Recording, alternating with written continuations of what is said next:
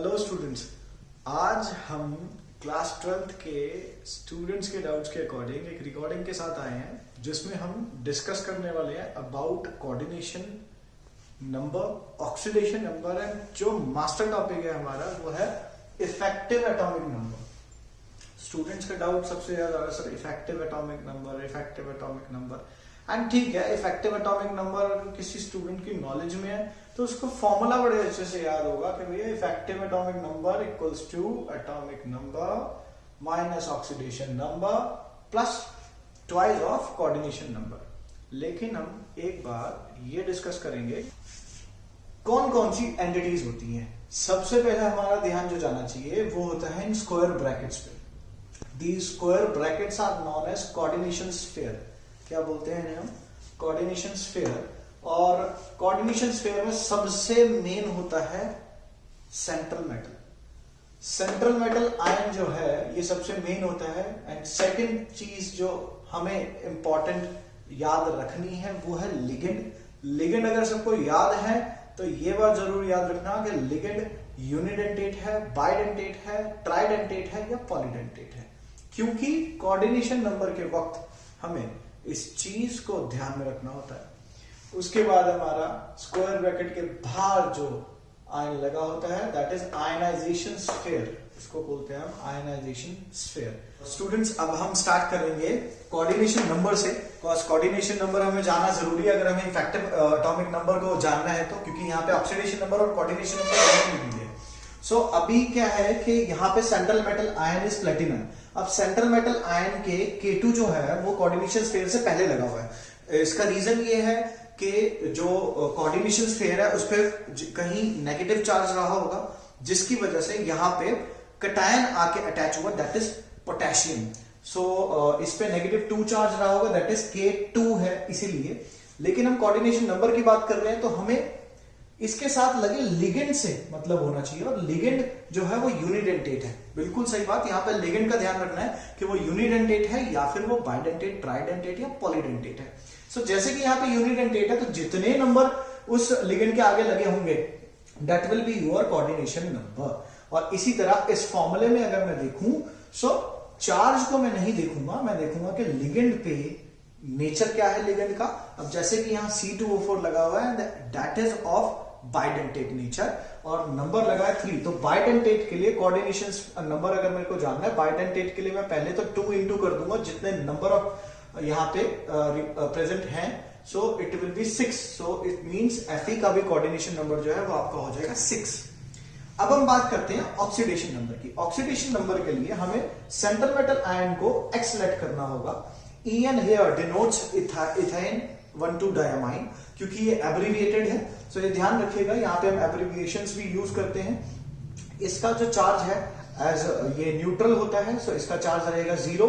सो हम 2 से इंटू कर देंगे 0 को। क्लोरीन एक ही है और इसका जो चार्ज होता है दैट इज -1 और NO2 का भी चार्ज -1 होता है। सो अगर हम इसको सम अप करेंगे देन इट विल बिकम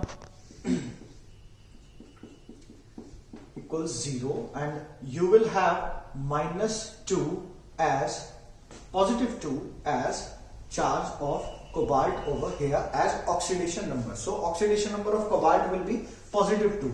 अगर हम थोड़ा जल्दी करें, ये एक पहला जो था आपको समझाने के लिए था, यहाँ पे हम Fe का फाइंड आउट करेंगे। तो Fe के फाइंड आउट करने के लिए हम Fe को X लेंगे। सो Cn जो है उसका चार्ज रहेगा आपका -1। सो इसमें चार्ज हो जाएगा 6 into -1 equals to 0। You will have +6 over here which will be the oxidation number of Fe। So इस चीज को आपने ध्यान रखना है कि ऑक्सीडेशन नंबर कैसे फाइंड आउट करना है। अब हम आ जाते हैं इफेक्टिव एटॉमिक नंबर पे।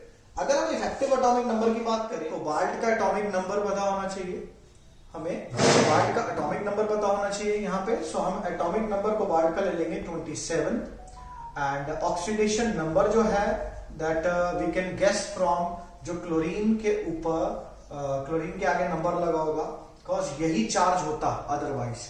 ठीक है, सो ये यूनिडेंटेट होता है। सो यहाँ पे हम ऑक्सीडेशन नंबर को लिख लेंगे 3 और जो आपका कोऑर्डिनेशन नंबर होगा दैट विल बी ये न्यूट्रल एटम है और 6 लगा हुआ था, coordination number will be the same. अगर हम इस इन यूनिट्स को फॉर्मूला में पुट करें, then we have effective atomic number as 27 minus 3 plus 2 into coordination number, that is 6, and it will be 24 plus 12, which will be 36. So effective atomic number of cobalt will be 36 in this coordination entity. So now here we will find the coordination number of Fe.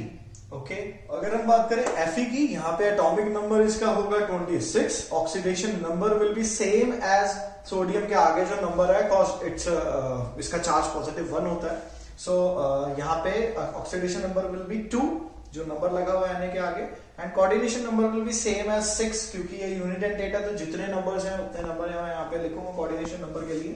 और अगर इसको मैं formula में put करूंगा तो find out effective atomic number of iron now. So it will be 26 minus 2 plus 2 into 6. You will get 24 plus 12. That is 36. This will be your effective atomic number formula. इस चीज को याद रखिएगा, and इसके लिए बिल्कुल आपको oxidation number and coordination number की प्रैक्टिस करनी बहुत जरूरी है। स्टूडेंट्स, ये था हमारा आज का कंसेप्ट, जिसमें हमने कोऑर्डिनेशन नंबर, ऑक्सीडेशन नंबर और इफेक्टिव एटॉमिक नंबर के बारे में जाना, जहां पे हमने ये भी जाना कि इफेक्टिव एटॉमिक नंबर के लिए पहले हमें ऑक्सीडेशन नंबर और कोऑर्डिनेशन नंबर आना जरूरी है। मैं जल्दी एक ऐसी वीडियो के साथ आऊंगा जिसमें मैं आपको deeply oxidation number, about the nature of ligands, coordination number और कोऑर्डिनेशन एंटिटीज के फॉर्मूलास को फ्रेम करना और फॉर्मूला से नेम्स को फ्रेम करना सिखा सकूं।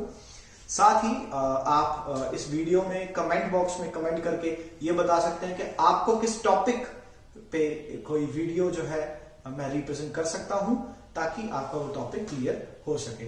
इसी तरह वीडियो को लाइक करें, चैनल को सब्सक्राइब करें आगे की वीडियोस को देखने के लिए और अपने टॉपिक्स को क्लियर करने के लिए। Thank you.